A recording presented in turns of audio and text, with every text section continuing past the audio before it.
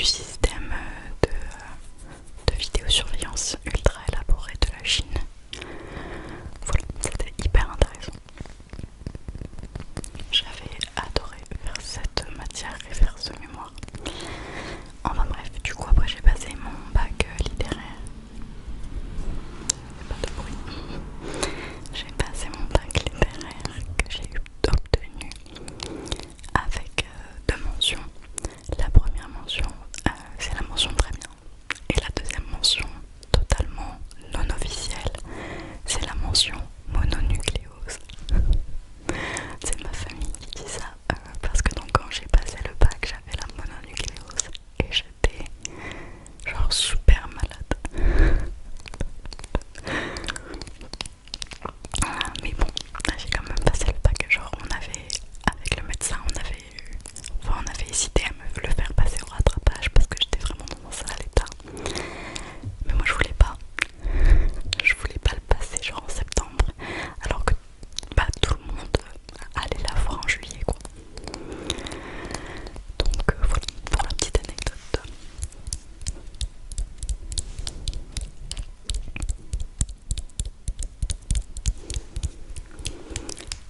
Ensuite, on va changer de trigger vu qu'on change de thème.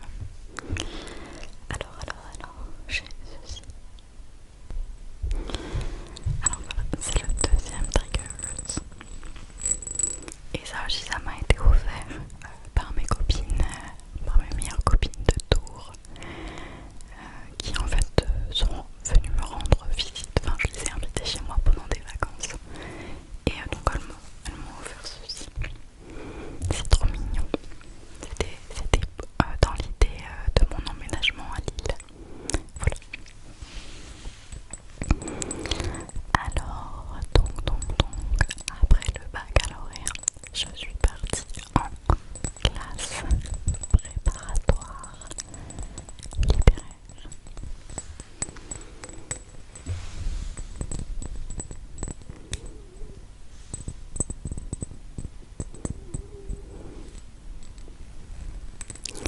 Alors, écoutez, classe préparatoire littéraire, vaste sujet. Alors, en classe préparatoire littéraire, c'est vraiment la suite du bac L, c'est-à-dire qu'on a, alors je sais que ça n'existe plus, mais on a de la littérature, de la philosophie, de l'histoire, de la géographie, de l'anglais, ainsi qu'une seconde langue vivante. Donc moi c'était espagnol, du latin ou du grec, moi c'était latin, et de la culture antique.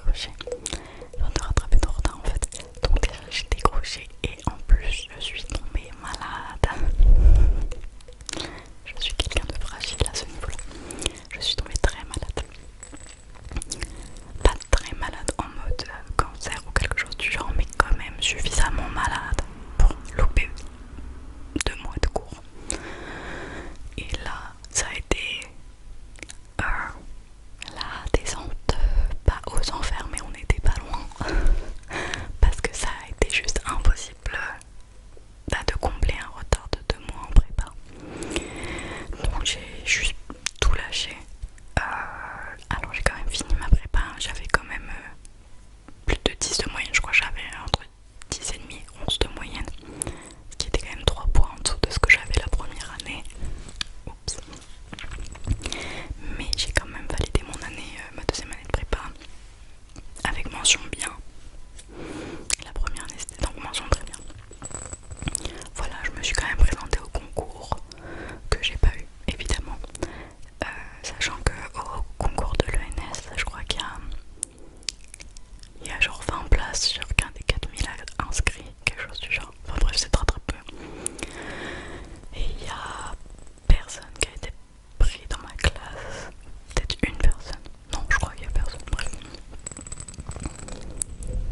Donc ne vous inquiétez pas pour moi quand même. Malgré tout ça, c'est quand même une année qui s'est plutôt bien passée parce que j'ai été très très très bien entourée par mes amis, ma famille, mon copain de l'époque. Vraiment, enfin, il n'y avait pas de soucis à ce niveau-là. C'est juste que voilà, au niveau des cours, je restais quand même assidue. Mais vraiment, j'ai levé le pied et je me donnais pas du tout à fond comme en première année. Voilà. Mais donc, ce que j'en retiens, c'est que vraiment la prépa, si vous hésitez à faire une prépa, quelle qu'elle soit, que ce soit littéraire ou autre, je pense que il faut le faire. Parce que c'est vraiment une école de la vie, c'est une école de la rigueur. C'est très méthodique, ça demande beaucoup de... Comment dire, en fait, il faut se faire violence pour aller en prépa. Et je pense que ça apprend plein de choses. Outre l'aspect culture, parce que là pour le coup c'est vrai qu'en prépa littéraire on développe une culture assez impressionnante dans tous les domaines. Mais voilà, enfin, c'était très enrichissant. J'ai appris énormément de choses sans vraiment m'en rendre compte même parfois, puisqu'en fait je savais que j'apprenais beaucoup de choses pour les concours, mais encore, aujourd'hui, dans ma formation actuelle qui n'a rien à voir, parce que maintenant je suis en droit, on va en parler après, mais qui n'a rien à voir, ou même l'année dernière je faisais encore une autre formation, ça n'avait rien à voir non plus, et bah je pouvais me servir de mes connaissances de prépa. Voilà, genre vraiment c'est très très vaste les sujets qu'on aborde, c'est très très très intéressant, et même quand il y a des sujets qu'on aime moins, et ben on développe quand même une rigueur et une capacité de travail et en fait on développe une capacité à supporter une charge de travail et une charge mentale assez impressionnante. Donc voilà, et outre le fait que ça fait aussi tisser des liens avec des personnes pour, je pense, le reste de sa vie. Enfin vraiment bref, c'était très très bien, c'est très difficile mentalement, physiquement, il faut savoir faire des sacrifices, des choix, il faut savoir se prendre par la main et se faire violence comme je l'ai dit, mais honnêtement je regrette pas du tout si c'était à refaire, je le referai. Anyway. Ensuite, on change. J'ai un petit bouquet de fleurs séchées. J'aime bien le son.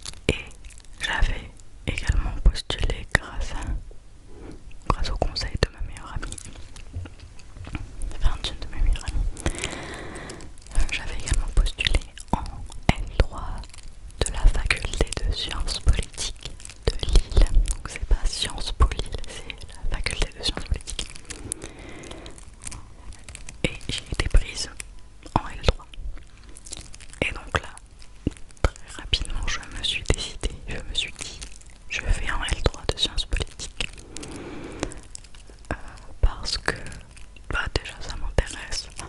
Ensuite, si je veux travailler dans les relations internationales, c'est toujours utile.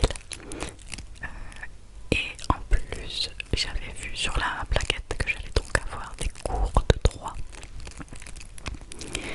Et donc je me suis dit, eh bien si j'aime bien le droit, et je recommencerai après en L2 de droit pour avoir une licence. Parce que je m'étais dit, là ils pourront pas me refuser de rentrer en L2 puisque j'aurais déjà eu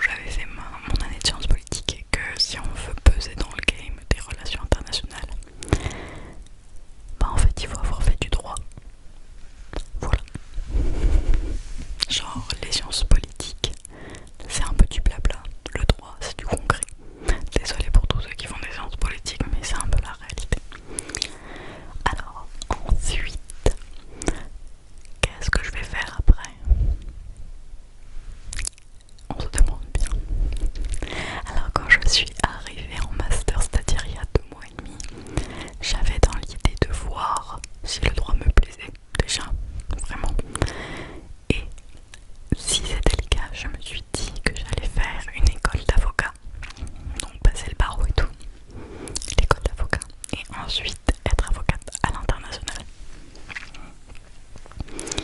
Non, non, non, que d'illusions. Être avocat à l'international, c'est possible pour le droit international privé. C'est-à-dire que dans ce cas-là, tu as ton cabinet en fait, n'importe où sur la planète, et que les entreprises ou que les individus, quand ils sont dans un litige à l'international, ils viennent te voir et ils sont en mode hey frérot, aide-moi à régler ce litige, et ils te payent. Mais en droit international public, qui sont les principaux sujets du droit? Je suis en train de faire un cours là. Prends des notes. Non, en vrai, endors-toi. C'est n'importe quoi cette vidéo. Et ben les principaux sujets sont les États. Et il n'y a jamais un État qui va venir voir un cabinet d'avocats en mode bonjour, j'aimerais que tu me représentes dans mon litige avec cet autre État. Non, ça n'existe pas. Donc tu ne peux pas faire ça. Bref, donc là j'étais un peu en mode ah ok, ben, je savais pas. Très bonne nouvelle. Et en même temps, ça m'oblige à revoir mon programme. Surtout qu'en fait je voulais être avocate à l'international spécialisée dans les droits de l'homme. Et donc ça va apparaître embauché par une ONG ou une entreprise dans ce domaine-là. Et donc travailler en fait pour une entreprise. Bah, c'est pas trop possible quoi. Donc j'ai changé de projet. Notamment parce que j'ai vu un colloque très très intéressant à Paris. J'ai assisté à un colloque qui étudiait un peu, enfin qui parlait du rapport entre la diplomatie et le droit. Et là j'ai bien compris une chose essentielle. Si tu veux faire, enfin, si tu veux peser dans le monde du droit international, il te faut quelque chose vraiment de fondamental, une thèse. Et après, en vrai, il faut que cette thèse elle-même pèse dans le game. Mais voilà, il faut forcément faire une thèse. Et donc je me suis dit, bon bah peut-être que je vais réfléchir à faire une thèse. En vrai, genre j'ai toujours voulu en faire une, c'était juste que bah en droit je me sentais pas trop légitime parce que j'avais pas fait de droit. Mais genre quand j'étais en sciences politiques et tout, je me disais bah si je fais un master là-dedans, c'est sûr je ferai une thèse après. Mais du coup, bah je me suis dit bon bah on va y réfléchir. Et plus j'avance dans mon cursus, plus j'ai de cours, plus je me dis ouais j'aime trop, plus je me dis une thèse c'est cool quand même. Qui emploie le mot cool pour décrire une thèse? Personne. Bref, donc voilà, c'est pour le futur de mes études. Donc M1, M2, probablement une thèse donc. Puis l'école d'avocat, parce que pratiquement tous ceux qui sont docteurs en droit sont aussi avocats.